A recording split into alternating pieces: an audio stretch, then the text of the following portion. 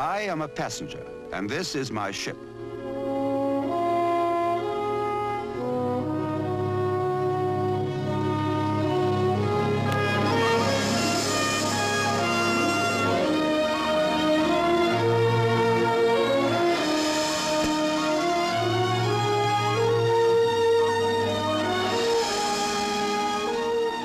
I am a passenger, and this is my ship. Not just a ship, but a friend. And not just for business, but for pleasure as well. Sometimes she makes me forget there's any difference between the two, for when I'm aboard her, a business trip becomes a pleasure trip. She takes me to far-off places, and she brings me safely home. She's a proud ship, proud of the fact that many people have spent a lot of time, money, and careful thought on her creation. Proud to be worthy of comparison with the other great ships of the Orient Line, or indeed of any line in the world.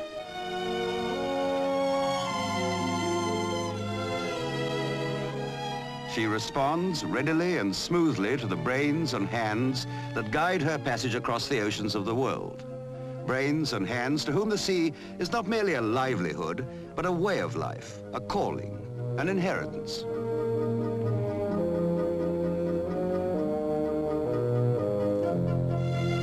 I am a passenger. The success of my trip, my comfort, safety, and welfare depend on a lot of people. On the organization who control this ship hour by hour from day to day. Some of them I meet every day of the voyage. Some I never see at all. But the smooth running of this great ship, her confident progress over the trackless sea, is in their hands. I can rely on them, the ship's company. And both I and they rely on many others, hundreds or even thousands of miles away. Behind these officers as they plot our course, behind the sailors, the stewards, the engineers, and all their shipmates, there stands a complex organization of men and women in the great seaports of the world, or in the offices and stores back home. On all these sailors and landsmen, the ship and I depend, and they in turn depend on this ship, because she and her sisters make their position secure. Gone are the days when a ship was on her own once the land had dropped below the horizon. Today, sailor talks to landsman or sailor to sailor over the barrier of that horizon. The air is alive with words, words of advice, of reassurance, of information, social words and business words, the weather forecast, the birthday greeting, the question and the answer. 24 hours a day, we're in touch with the world.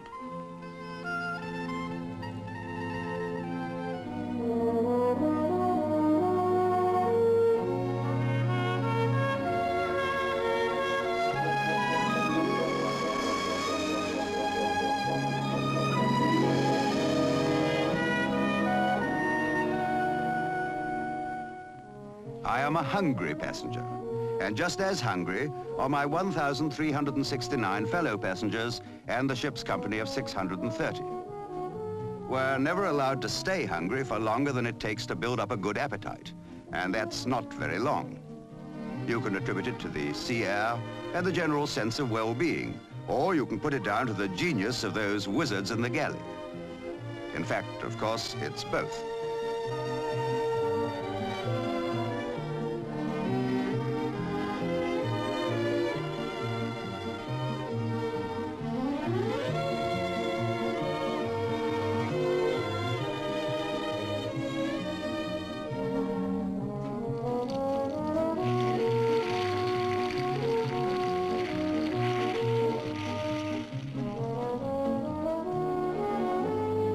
The connection between food and well-being is obvious. Less obvious at first sight, but just as important the moment you start to consider it, is the administrative side. Some passengers would only be aware of these men and women if they failed him, but they never do. So the discerning passenger is very conscious of their efficiency and good temper, and is grateful for the contribution they make to his comfort and ease of mind.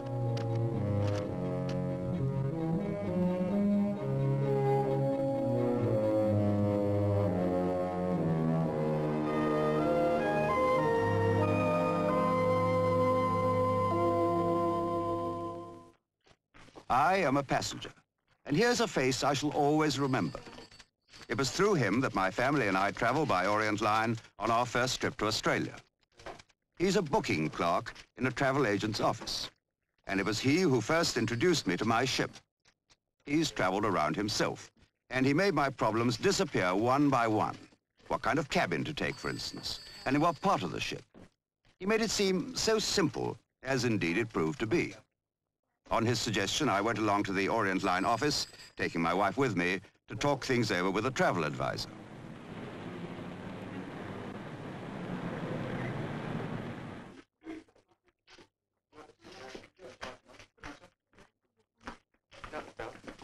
Yes, sir. The travel advisor was extremely helpful and put my wife at ease right away by answering all the little queries that bother a family putting to sea for the first time. What clothes should we take? How should we set about booking a hotel in Melbourne? And what was the best way of getting from Melbourne to Brisbane? Could we buy this, that, and the other on board, or should we bring it? We needn't have worried. Everything seemed to have been thought of. From the very start of our journey, in fact, from the moment we joined the boat train at Waterloo, we discovered that service was the keynote. Everything was so amazingly simple and well organized.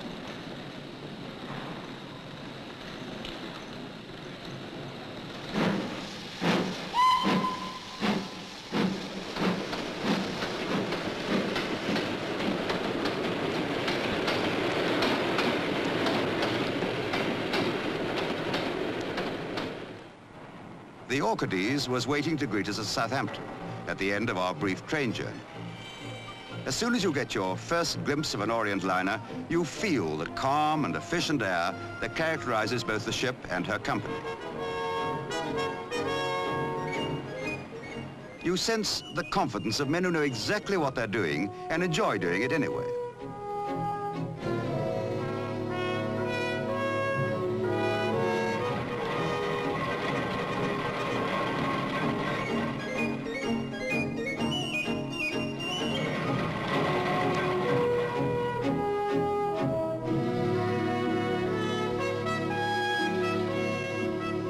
You sense, too, the atmosphere of welcome that is nonetheless genuine for being well organized.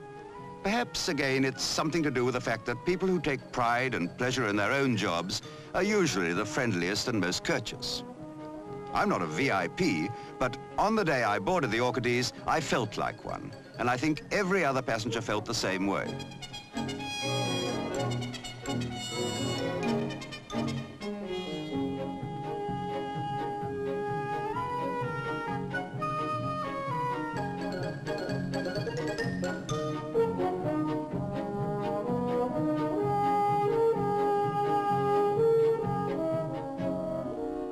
The steward who showed us our cabin explained that our cabin baggage was all waiting for us, and our heavy things were in the hold, except for the ones we'd marked wanted, and they could be brought along any time we needed them.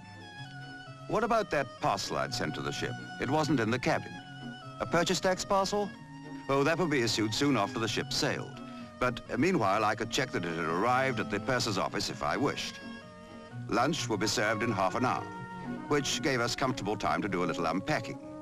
The cabin was beginning to feel like home already. I wondered how many different types the steward had shown into it on other trips. The charming and the not so charming, the good-tempered and the not so good-tempered, the brusque and the fussy. For it's the privilege of the passenger to be any of these things. But from the very start of the voyage, the ship's company know they can't be bad-tempered or brusque or fussy. They have aboard a varied selection of human beings who will be all the things that human beings are, namely everything in the book. But that Blue Peter coming down means, for the next few weeks, this is a self-contained community, and it's going to be a happy one. Otherwise, the ship's company will have failed in their job, and they've never done that yet, not on the Orient Line.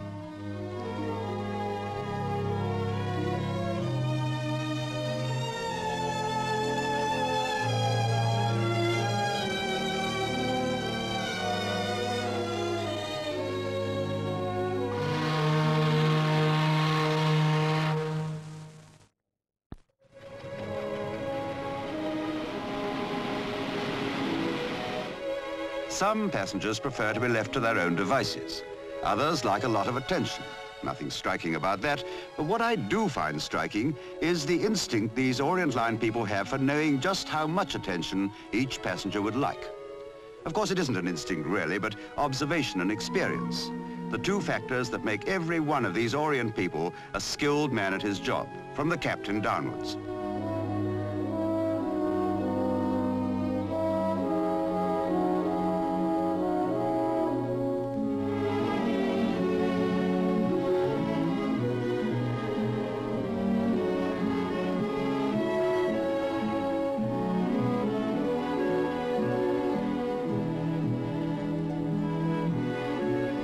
To run any kind of post office, you need the sort of mind that can solve crossword puzzles. There are so many things to remember and know about.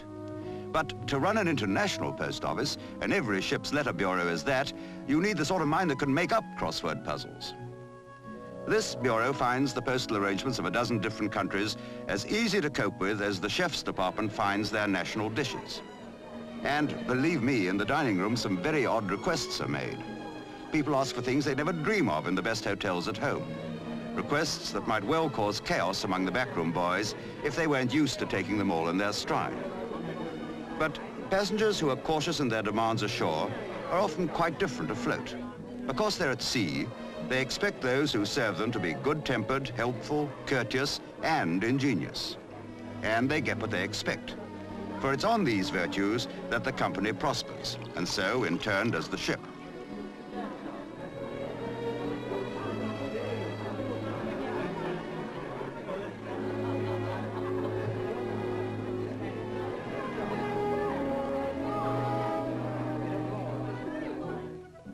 The junior dining room is just behind, abaft the main one.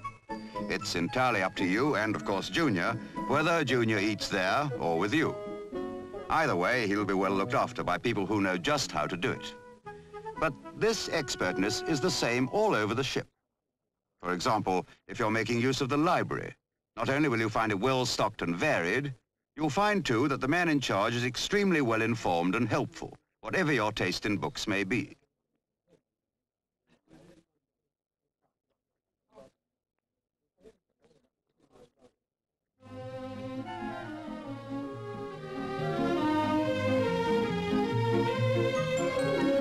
The sea, the sun, and not a care in the world.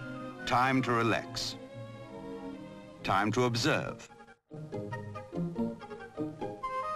Time to be relieved of your responsibilities, including that of keeping parents amused. Parents are all right, but one likes a rest from them sometimes.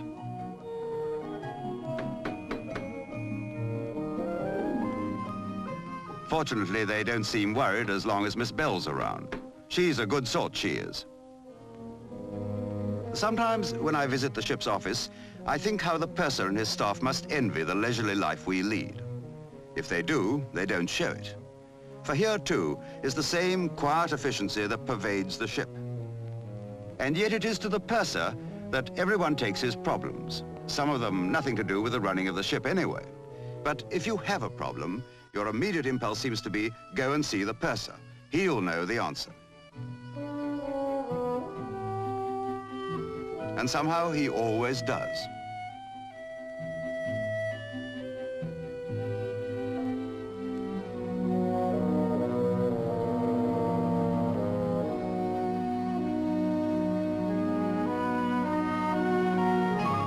I am a passenger, and like all passengers, I'm curious about the ways of the sea. I can't help asking questions about the fascinating technicalities of running a great ship. This chap now, what's he doing? Keeping an eye on the ventilation system, just one of 101 things that contribute to our comfort. Busy as he is, he's still ready with a courteous answer to inquisitive people like me, who want to know how it works.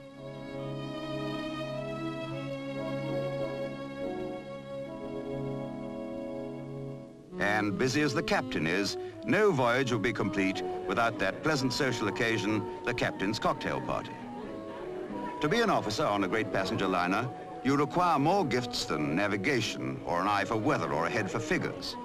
In varying degrees, every man and woman in the ship's company is a host as well as a sailor.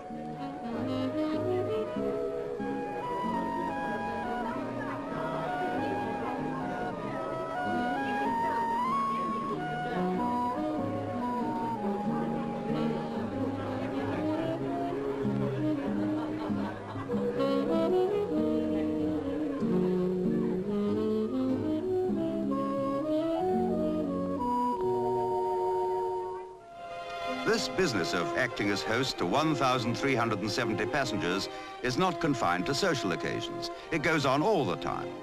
It's as much part of the job as setting a course or keeping the log up to date or calculating fuel requirements.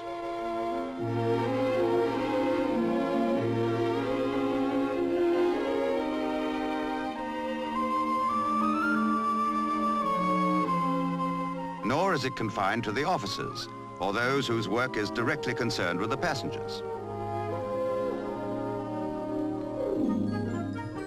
Nobody has to join in the deck games. You can take it or leave it as you wish. But it's surprising how many people start with the intention of leaving all that to the energetic ones, only to find that after a couple of days of sea air and Orient Line hospitality, they're not quite as unenergetic as they thought. And before you know where you are, the nets are up all day long. Everyone wants a go.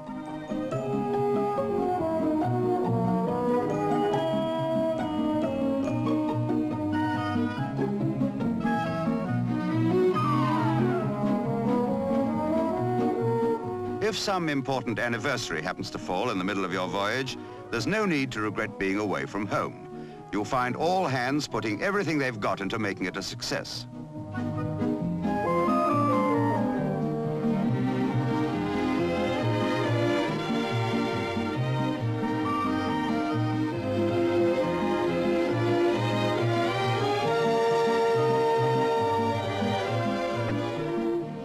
You can even have invitation cards printed, for the ship has her own press with a staff of skilled printers.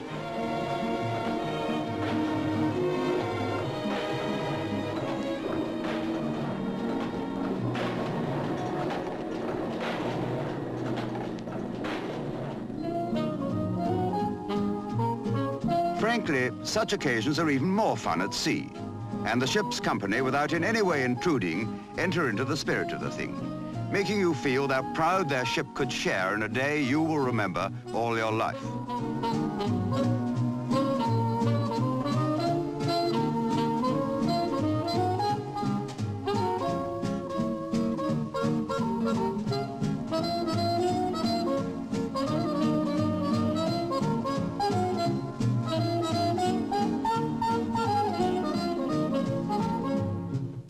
Needless to say, all the fun isn't grown-up fun. Every passenger in an Orient liner is an important person, whatever his age or status. They want everyone to enjoy the trip, whether or not he had any say in buying the tickets.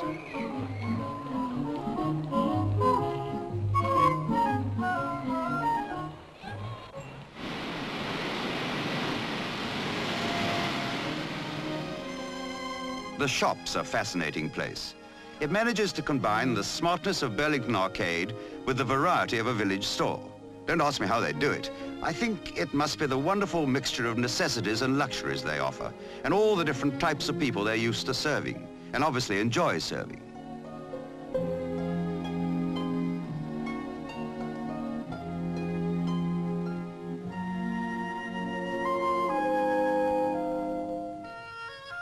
They love being asked for advice, though they never thrust it on you, and their advice is sound. I've never caught them out yet. Needless to say, cameras are in big demand. Everyone catches that particular fever, and the ship's company have to be handy with a camera too. Passengers often ask to be taken together. This lens fever is quite understandable because there's so much to snap, so much they want to be reminded of in the years to come.